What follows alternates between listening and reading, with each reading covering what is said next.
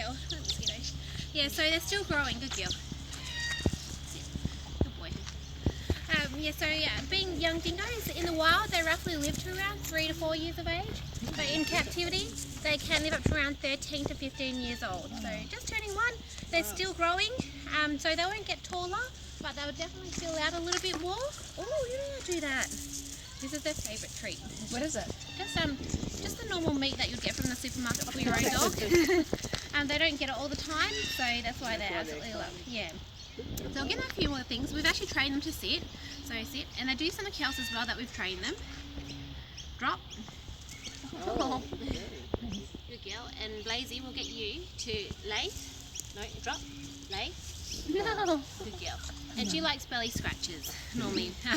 We train them to obviously train and drop just as a just to train them pretty much, control them. Yep. But to roll on their sides is is to trim their toenails. So normally if they're up and about, it's really hard to do that by yourself. So if we've got them doing that, it's a lot easier to go through. And when they're nice and relaxed, we can go through and trim their nails with one clipper. Alright guys, so I'm just going to throw a bit of these around because they're being a little bit naughty.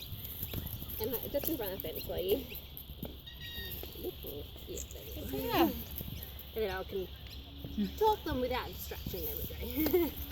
Alright guys, so now being dingoes, people do tend to think that the dingo is actually aggressive by nature, but really they're quite shy and timid of people. They prefer to stay away. Now through human error or interaction, that they have got that bad reputation because they look so much like a dog, we tend to encourage them to come up to us and with the means of food, we try to feed them. So really it's illegal to do that, but it's also encouraging them to come up and losing that fear of humans. So that's when accidents can potentially happen.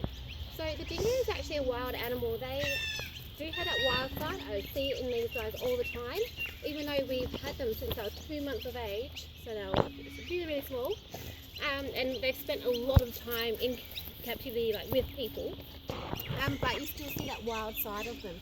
Now they are closely related to the wolf family, so just like a wolf, you can see in their features.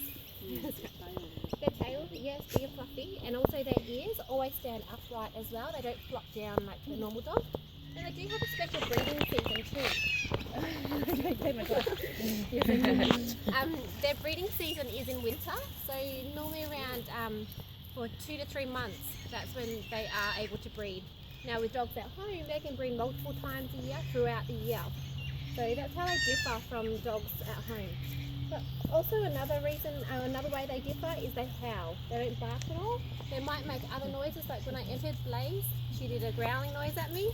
That's her affection noise, but they do howl just like a wolf does. Okay, so when we take them for walks, I said about their wild side, we have to keep them on a harness, so they have a collar as well as a body harness. So if they do come out of one, at least we've got a backup system, because